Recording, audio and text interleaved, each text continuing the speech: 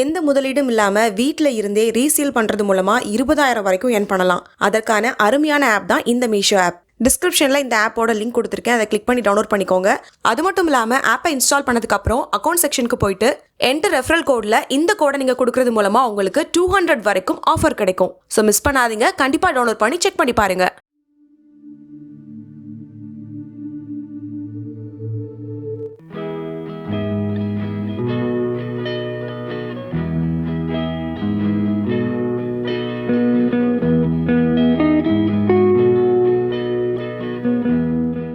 இதுவரைக்கும் நம்மளுடைய பல்லாண்டு வாழ்க்கை சேனலை சப்ஸ்கிரைப் பண்ணலனா மறக்காம சப்ஸ்கிரைப் பண்ணிக்கோங்க. அப்படியே பக்கத்துல இருக்க பெல் சிம்பலையும் மறக்காம பிரஸ் பண்ணிருங்க. அடுத்தடுத்த சூப்பரான டிப்ஸ் எல்லாம் உங்களுக்காகவே காத்துட்டு இருக்கு. வணக்கம் தோழிகளே, இன்னைக்கு டயட் ரெசிபி சேனல்ல சாமை அரிசியை வச்சு ஒரு தோசை எப்படி பண்றதுன்னு பார்க்க போறோம். அதுக்கு முன்னாடி அதை பத்தின நன்மைகள் என்னன்னு தெரிஞ்சுக்கலாம் வாங்க. சிறுதானியங்களே மிகவும் சிறப்பு வாய்ந்ததா கருதப்படுது இந்த சாமை. இதுல புரதச்சத்து, கொழுப்புச்சத்து, தாது உப்புக்கள், magnesium, sodium, potassium, copper, magnesium, துத்தநாகம், நார்ச்சத்து, கால்சியம், பாஸ்பரஸ், அயன்னு ஏகப்பட்ட சத்துக்கள் அடங்கியிருக்கு. இதுல அதிகப்படியான கால்சியம் இருக்கிறதுனால எலும்புகள் வலுப்பெறுவது மட்டுமில்லாமல் தசைகளையும் வலிமை பெற செய்யுது. அதனால போன் வீக்கா இருக்கிறவங்க தாராளமா இதை எடுத்துக்கலாம். அதே மாதிரி ஆண்களின் இனப்பெருக்க விந்தணு உற்பத்திக்கும் ஆண்மை குறைவையும் நீக்குவதா இந்த சாமை அரிசி பயன்படுது. மற்ற சிறுதானியங்களை காட்டிலும் இரும்பு சத்து இதுல அதிகம். இதனால இரத்த சோகை வராம தடுக்கப்படுது. ஹீமோகுளோபின் கம்மியா இருக்கிறவங்க இதை சாப்பிட்டு வந்தா பயன்பெறலாம். அரிசியை விட 7 மடங்கு அதிக நார்ச்சத்து கொண்டதா இருக்கிறதுனால இது சர்க்கரை நோய்க்கு பெரிய எதிரின்னு சொல்லலாம். ஸ்டார்டிங் லெவல்ல இருந்தா இதை கட்டுப்படுத்திக்கலாம். சாமை அரிசி பார்த்தீங்கன்னா குழந்தைங்களுக்கு ரொம்பவே ஹெல்ப்ஃபுல்லாக இருக்குது. குழந்தைங்களுக்கு ஏற்படுற சளி, இருமல், ஆஸ்துமா போன்றவற்றிலிருந்து இது பாதுகாக்குது. இதில் நார்ச்சத்து அதிகமாக இருக்கிறதுனால சீக்கிரமாக செரிமானமும் ஆயிரும்.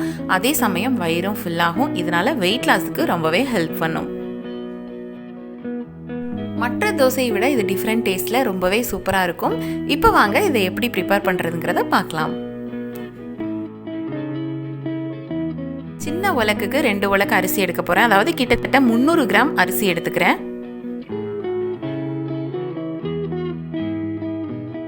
இதுல தண்ணி ஊத்தி நல்லா 3 டைம் வாஷ் பண்ணிட்டு அதுக்கப்புறமா இதை ஒரு 4 மணி நேரத்துக்கு அப்படியே ஊற வச்சு எடுத்துக்க போறோம்.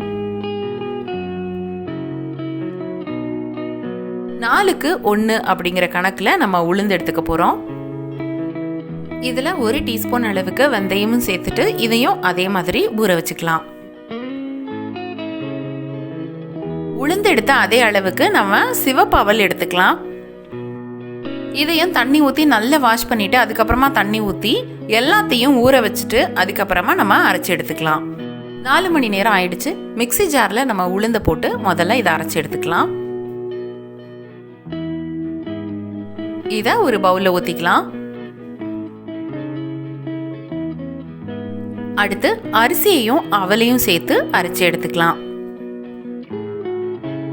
தோசைக்குங்கிறதுனால கொஞ்சம் தண்ணி சேர்த்தே அரைச்சிக்கலாம். நல்ல மையா அரைச்சதுக்கு அப்புறமா நம்ம உளுந்தோட சேர்த்துக்கலாம். இதோட ஒரு 1/4 டீஸ்பூன் அளவுக்கு உப்பு சேர்த்துக்கலாம். இதை நல்லா மிக்ஸ் பண்ணிட்டு ஒரு 8 மணி நேரத்துக்கு இதை புளிக்க விட்டுற போறோம். 8 மணி நேரம் ஆயிருச்சு. இப்ப பாருங்க நல்லா புளிச்சு பொங்கி வந்திருக்கு. இதை நல்லா மிக்ஸ் பண்ணி எடுத்துக்கோங்க. இப்போ நம்ம தோசை சுட்டுக்கலாம்.